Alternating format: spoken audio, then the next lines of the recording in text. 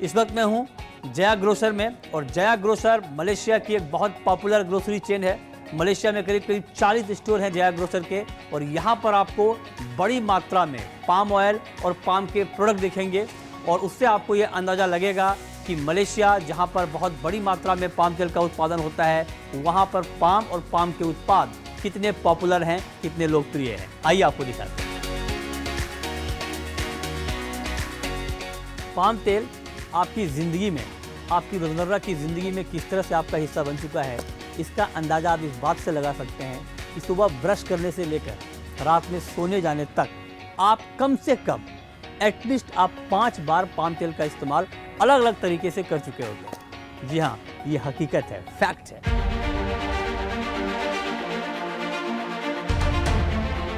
Palm oil, जिसे आमतौर पर खाना पकाने के लिए जाना जाता है, उसके कई गैर खाद्य इस्तेमाल भी होते हैं, और अक्सर हम ये नहीं जानते कि पाम ऑयल हमारे रोजमर्रा जीवन का एक महत्वपूर्ण और अभिन्न अंग है। पाम ऑयल का ज्यादातर इस्तेमाल कॉस्मेटिक्स, साबुन, डिटर्जेंट, शैम्पू, लोशन और टूथपेस्ट में किया जाता है। पाम ऑयल डेरिवेटिव्स मजबूत सर्फेक्टेंट होते हैं और क्लीनिंग प्रोडक्ट्स जैसे डिटर्जेंट और सरफेस क्लीनिंग में इस्तेमाल किए जाते हैं। पाम ऑयल का इस्तेमाल बायोडिग्रेडेबल लुब्रिकेंट्स बनाने के लिए किया जाता है, जो अलग अलग इंडस्ट्रीज में इस्तेमाल होते हैं। पाम ऑयल एक इको फ्रेंडली बायोडीजल का स्रोत भी है, जो फॉसिल फ्यूल्स का सबसे शक्तिशाली विकल्प बनने वाला है। पाम ऑयल को हजारों तरीकों से इस्तेमाल किया जाता है, और इसकी स्टेबिलिटी और मल्टी फंक्शनल फीचर की वजह से ही ये दूसरे तेलों से अलग है। पाम का इस्तेमाल अलग अलग वेरियस प्रोडक्ट में होता है। एडिबल ऑयल के तौर पर मोस्टली लोग जानते हैं, लेकिन बहुत कम लोग ये जानते हैं कि एडिबल ऑयल के अलावा जैसे फास्ट फूड है, स्नैक्स है, डेयरी प्रोडक्ट्स है, कॉस्मेटिक्स है, मतलब यू नेम, मतलब ऐसा कोई प्रोडक्ट नहीं है, मतलब इससे वो भी बनते हैं, फर्नीचर बनते हैं। पाम के कितने यूजेस हैं, पेंट्स ले लें आप, फार्मास्यूटिकल्स ले लें, अलग अलग। तो कैसे, मतलब पाम तेल में ऐसी क्या खासियत है कि पाम को इतना डाइवर्सिफाई बनाता है? पाम फ्रूट एक ऐसा फ्रूट है कि एक फ्रूट से आपको 2 तरीके के ऑयल मिलते हैं। एक उसका जो फ्लैश होता है, उससे निकलता है पाम ऑयल जो एडिबल पर्पस के लिए, और दूसरा उसके बीज से जो निकलता है, उस बीज को हम पाम कर्नल बोलते हैं। उससे जो तेल निकलता है वो पाम कर्नल ऑयल बोलते हैं इसको। पाम कर्नल ऑयल और उसके फ्रैक्शंस ज़्यादा ओलियोकेमिकल्स जैसे साबुन बनाने के लिए, शैम्पू, डिटर्जेंट्स, कॉस्मेटिक्स, इसमें ज़्यादातर पाम कर्नल ऑयल और उसके डेरिवेटिव्स जो हैं इसका इस्तेमाल होता है। और जैसे ये चॉकलेट कोको से जो बनता है, कोको का भी सब्स्टिट्यूट पाम से बन सकता है, और वो भी ज़्यादातर पाम कर्नल ऑयल से होता है। मलेशिया का सस्टेनेबल और लगातार पाम ऑयल उत्पादन पर फोकस की वजह से ही मलेशियाई ओलियोकेमिकल इंडस्ट्री को बूस्ट मिला है। ओलियोकेमिकल नेचुरल ऑयल और फैट से निकलने वाले केमिकल कंपाउंड्स होते हैं। पाम ऑयल को ओलियोकेमिकल में बदलने की प्रक्रिया में तेल फैटी एसिड्स और फैटी अल्कोहल्स में बांट दिया जाता है। पाम ऑयल के इन डेरिवेटिव्स का इस्तेमाल अलग अलग इंडस्ट्री में रोजमर्रा का हिस्सा है। Oleochemicals are basically chemicals derived from vegetable oils, or like such as palm oil, soybean oil, or tallow. Yeah. So the usages of oleochemicals are quite wide-ranging. All right. Okay. So we have first of all the base raw materials like palm oil. Okay. So that is going through a particular process, what is called like splitting, and then we have subsequent hydrogenation, distillation, separations, going into finished intermediate products for the industry like fatty acids, alcohols, glycerin. So fatty acids are basically used in the B2B industry as well as the B2C industry. For the B2B industry, the usages are like into downstream applications like metallic soaps for the plastic industries. We have further processes into esterifications that are used for the cosmetic industry, the biolubricants, even fragrance industry as well. Fatty alcohol is the second biggest output from the oleochemicals industry. For fatty alcohols, it's mainly used as an intermediates to process further surfactants. These are all the active ingredients that are used in shampoos, shower gels, as well as liquid detergents as the active ingredient that you're using to clean your body and hairs. उच्च गुणवत्ता और स्थिरता के कारण ही मलेशियाई oleo chemical industry दुनिया की कुल oleo chemical क्षमता का महत्वपूर्ण 20% योगदान देती है, जिससे मलेशिया इस क्षेत्र में एक महाशक्ति बन गया है। मलेशिया का ओलियो केमिकल उद्योग देश की अर्थव्यवस्था में महत्वपूर्ण योगदान देता है। अपने पाम ऑयल संसाधनों का इस्तेमाल करके वैल्यूएबल प्रोडक्ट्स का निर्माण करता है जो दुनिया भर में इस्तेमाल किए जाते हैं। Malaysian palm oleochemicals industry, we have around 30 companies and the total combined capacity is around 4 million tons. Total export coming out from Malaysia is around 3.5 billion US dollars a year. Now, this oleochemical industry, we consume around 2.4 million tons of palm oil based products in Malaysia, and that represents around 12% of the entire Malaysian total palm oil output. Palm oil की अनोखी रासायनिक संरचना के कारण इसका गलनांक उच्च होता है, जिससे ये कमरे के तापमान पर अर्ध ठोस रहता है। ये इसे विभिन्न उपयोगों के लिए विभिन्न रूपों में आसानी से संशोधित करने की अनुमति देता है। साथ ही पाम ऑयल का ट्रांस फैटी एसिड से प्राकृतिक रूप से मुक्त होने का संयोजन इसे विभिन्न उद्योगों के लिए सबसे अधिक मांग वाले सामग्री में से एक बनाता है। The palm oil and palm kernel oil has a very unique composition that is different from any other oil.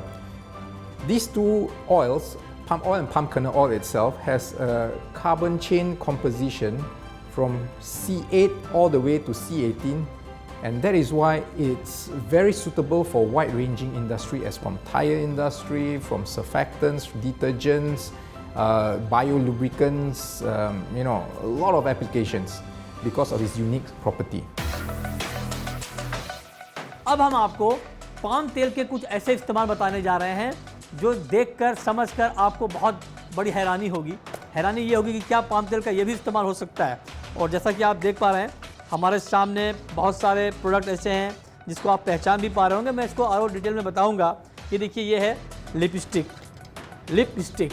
वैसे पाम तेल का इस्तेमाल आमतौर पे महिलाएं किचन में करती हैं, लेकिन मैं चाहता हूं कि महिलाओं को किचन से निकालकर थोड़ा मेकअप रूम में लाऊं। अब किचन की बात बहुत हो गई खाने पीने की। आप सिर्फ पाम तेल खाती नहीं हैं। ये देखिए, ये जो आप लिपस्टिक इस्तेमाल करती हैं वो भी पाम तेल से बनता है। और सिर्फ लिपस्टिक नहीं, आपके लिए ये जो आई शेडो है, जो आई शेडो आप इस्तेमाल करती हैं, ये आई शेडो भी पाम तेल से बनता है। तो आप जब लगाती हैं तो आपको ये पता नहीं चलता होगा कि जो प्रोडक्ट आप इस्तेमाल कर रही हैं कॉस्मेटिक्स, वो बनता कैसे है। तो आप देखिए कि पाम तेल से जो लिपस्टिक बनता है वो कैसे बनता है। ये हमें समझाएंगी, दिखाएंगी कि कैसे ये पूरा प्रोसेस कंप्लीट होता है। Please show us. Okay. This is the ingredients for the cosmetics. So we mix all this into this beaker, and then this is the pigments that we use for lipsticks. This all we mix it in here. Here. Yeah. Okay. This is the pigment. Okay, So this is the color of the the lipsticks that we're going to make. So you put all these things here. Yeah. Then this one we have to put there in the this format. This is that one is the mixer, homogenizer. Then we have to heat this one in order to dissolve all the ingredients. Then only we can add this one pigment. Yeah. So how much time it will take to complete the process? 1 to 2 hours. 2 hours. 1 to 2 It hours. depends on the how much you want to produce. Pour this one into this mold, and then this mold we will put it into the freezer to make it crystallize or yeah. तो ये देखिए, मतलब 1 से 2 घंटे के वक्त में ये टाइम लगता है जिसमें लिपस्टिक बनाने की पूरी प्रक्रिया कंप्लीट होती है। तो ये बहुत दिलचस्प है अपने आप में जानना कि कैसे ये लिपस्टिक बनता है। Okay, so yes, tell me the pigment process. These pigments, we will add this pigment. I mean, we will add it as a mixture. So it depends on what color you want. Okay. Your desired color. Okay. So if you were to, this one, this is 4 combination of colors. Right. Yeah, 4 combination of pigments. In order to make this one. Right. तो मतलब ये हुआ कि जो अलग अलग colour का lipstick इस्तेमाल करती है, जब आप जाती हैं कॉस्मेटिक शॉप पे, जब चुनती हैं आप अलग अलग कलर, तो इससे कलर बनता है, इससे कलर डिफ्रेंशिएट होता है। और जो कलर आपको चाहिए या जिस कलर का लिपस्टिक बनाना है उसके हिसाब से पिगमेंट डाला जाता है और उससे फिर लिपस्टिक आपके लिए तैयार होता है। लेकिन बात सिर्फ यही खत्म नहीं हो रही है दोस्त, पिक्चर अभी बाकी है। क्योंकि पाम तेल से सिर्फ ये कॉस्मेटिक्स नहीं, बल्कि जो आप साबुन इस्तेमाल करते हैं, जो आप बाकी के उत्पाद इस्तेमाल करते हैं, वो भी बनता है, वो भी हम आपको दिखाएंगे। तो पाम तेल आपके किचन में घुस गया, पाम तेल आपके मेकअप रूम में घुस गया, लेकिन पाम तेल यहीं नहीं रुक रहा है। पाम तेल अब आपके वॉशिंग मशीन में एंट्री की तैयारी कर रहा है। अब आप सोचेंगे वॉशिंग मशीन में कैसे, तो ये कहानी जरा आप देखिए, बड़ी दिलचस्प कहानी है। पाम तेल से डिटर्जेंट भी बनता है। जी हाँ, डिटर्जेंट बनता है। और जो पाम तेल का हम आपको बता रहे हैं कि जो नॉन फूड आइटम में यूज होता है ऑलियो केमिकल में, ये ऑलियो केमिकल का बड़ा हब है जहाँ पर इस वक्त हम हैं MPOB Malaysian palm oil board के लैब में। और हमारे साथ जुलीना है जो कि रिसर्च ऑफिसर हैं MPOB में। ये हमें बताएंगी कि पाम से कैसे डिटर्जेंट बनता है। Yeah, this is all the ingredients that can you formulate into liquid detergents. So these are the main products. So this is methyl acesulfonates. This is from palm base. Right. So the others are co-surfactants, and we have the thickener. This one we can reduce or increase the viscosity of the liquid detergents. Okay. So we also have preservatives. We have solubilizer. We have enzyme, and we have perfumes. See, all are made from palm. These are from palm, Okay, and these are from chemicals. chemicals. Yes. Okay. So please show us the process. Sure. Come. Yeah. So these are the liquid detergent pilot plants to use to produce liquid detergents. So the first tank is for heating, while the second tank is for cooling. So the cooling tanks is used to cater all the ingredients that are very sensitive to heats. तो अब देखिए इन्होंने क्या बताया कि detergent कैसे बनता है। जो हमें इन्होंने इंग्रेडिएंट्स दिखाया वहाँ पर, वो सारे इंग्रेडिएंट्स ये हॉट टैंक में रखे जाते हैं, मतलब वो गर्म टैंक है, उसमें डाल दिया गया। उसको वहाँ पर डालने के बाद वो फिर धीरे धीरे प्रोसेस होकर के इसमें आता है। इसको बोलते हैं कोल्ड टैंक। पाम तेल से डिटर्जेंट बनने की पूरी प्रक्रिया में 1 घंटे का वक्त लगता है। 1 घंटे में टैंक में आ चुका है डिटर्जेंट। अब यहाँ से जो आगे फाइनल पैकिंग की प्रक्रिया होती है, ये हमें जुलीना दिखाएंगी।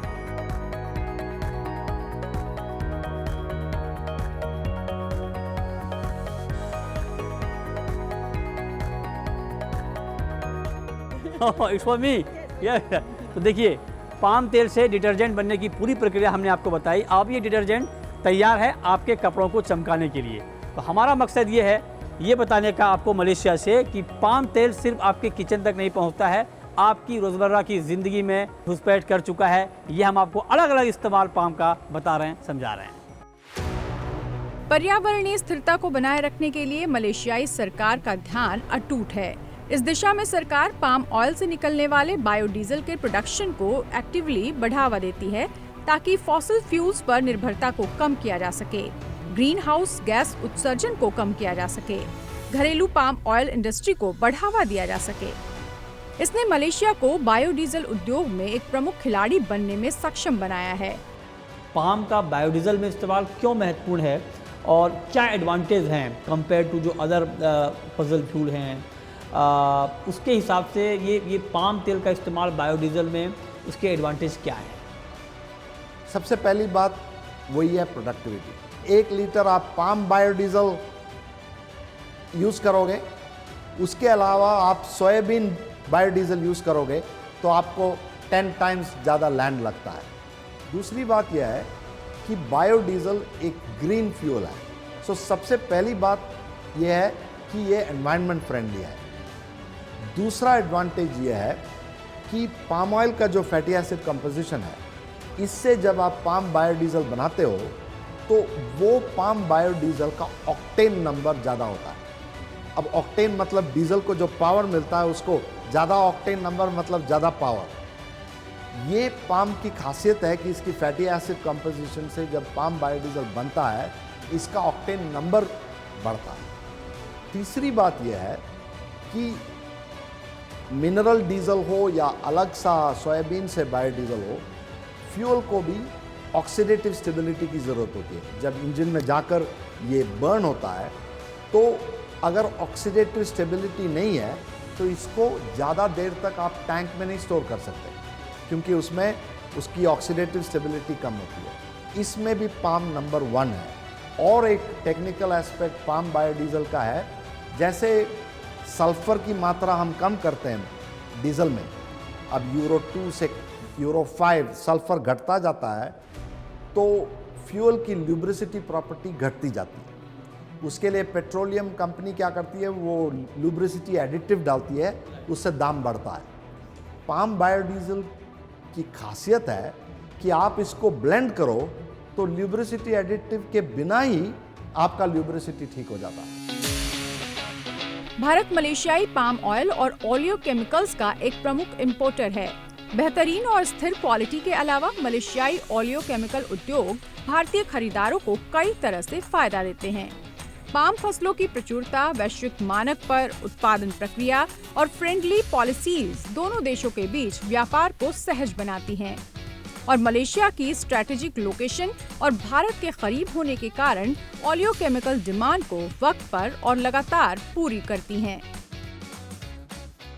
I must say, oleochemicals in Malaysia has two distinct advantages. First of all, Malaysia is the second largest producer of palm in the world at about 20 million tons, palm and palm kernel combined. The second part would be the excellent infrastructure of Malaysia. I think you have seen probably the roads and the ports system in Malaysia are quite advanced.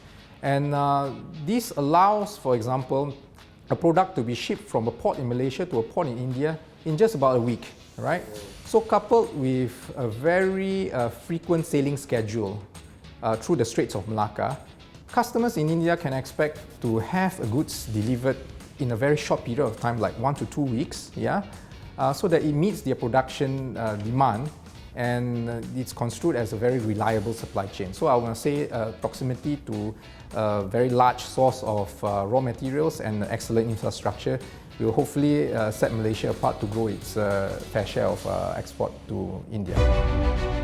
बढ़ती demand की वजह से भारतीय oleo chemical बाजार Malaysia के लिए रणनीतिक तौर पर काफी महत्वपूर्ण है।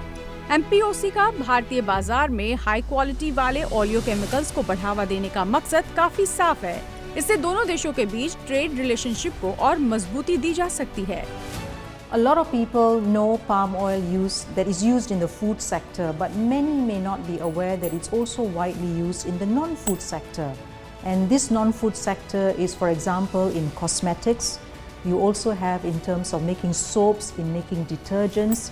So this is a sector that we are concentrating in future. These are not one of the new focus areas for MPOC, because we see an expanding usage and expanding demand for the oleochemical sector, especially in India.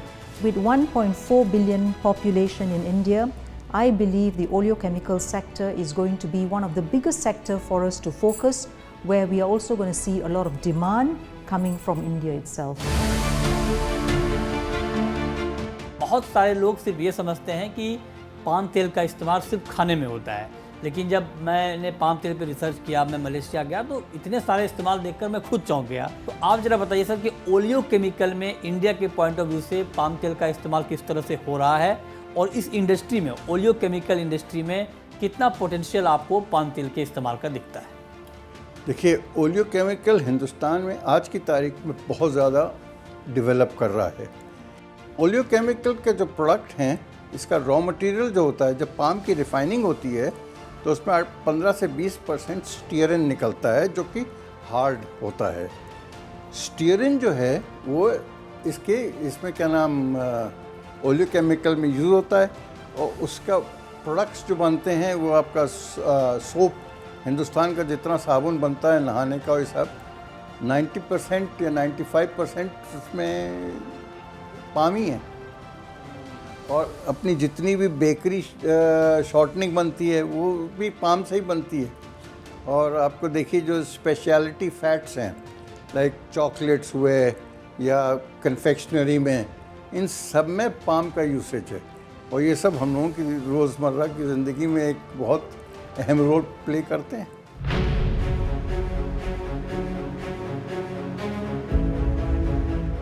क्या आपको लगता है कि oleo chemical industry में palm तेल का जो uses का पोटेंशियल है वो और ज़्यादा है, आने वाले वक्त में ये बढ़ सकता है? बहुत बड़ी अपॉर्चुनिटी है। जैसे एप्लीकेशन बेस्ड जो प्रोडक्ट्स हैं जो कि ओलियो केमिकल इंडस्ट्री के, उसमें बहुत बड़ा स्कोप है। जैसे पूरी सोप और डिटर्जेंट इंडस्ट्री जिस प्रकार से ग्रो कर रही है, पेंट इंडस्ट्री में एप्लीकेशंस हैं, बहुत विभिन्न प्रकार की इंडस्ट्री में एप्लीकेशंस हैं। लेकिन उसका स्कोप मैं बोलूँगा कि अभी 25% भी शायद हम लोगों ने हिंदुस्तान ने एक्सप्लॉइट नहीं किया है। तो डोमेस्टिक मार्केट के लिए और एक्सपोर्ट मार्केट के लिए ओलियोकेमिकल्स की एक बहुत अहम भूमिका है कि हम लोग वैल्यू एडेड एक्सपोर्ट्स इंडिया से उसको बिल्ड कर सकते हैं ग्लोबल मार्केट्स के लिए। और इंडिया के लिए तो हमारे मार्केट जैसे जैसे बढ़ रही है यहाँ पे तो उसका डेफिनेटली उसका बहुत डिमांड है ओलियोकेमिकल इंडस्ट्री का। है ना कमाल की बात। कहाँ पाम तेल को हम ये मानकर चलते थे कि ये किचन तक सिमट के रह जाएगा, लेकिन पाम तेल कैसे किचन से निकलकर आपके मेकअप किट, आपके वॉशिंग मशीन तक पहुंच रहा है, ये हमने आपको इस एपिसोड में डिटेल में बताया है, समझाया है कि पाम तेल के अलग अलग इस्तेमाल क्या हैं और किस तरह से इसका व्यापार फल फूल रहा है। लेकिन पाम तेल की ये कहानी यही खत्म नहीं हो रही है। बहुत सारी दिलचस्प और रोचक कहानियाँ पाम तेल की हमारे पास हैं जो हम आपको अगले एपिसोड में बताएंगे। फिलहाल इस एपिसोड में इतना ही। नमस्कार।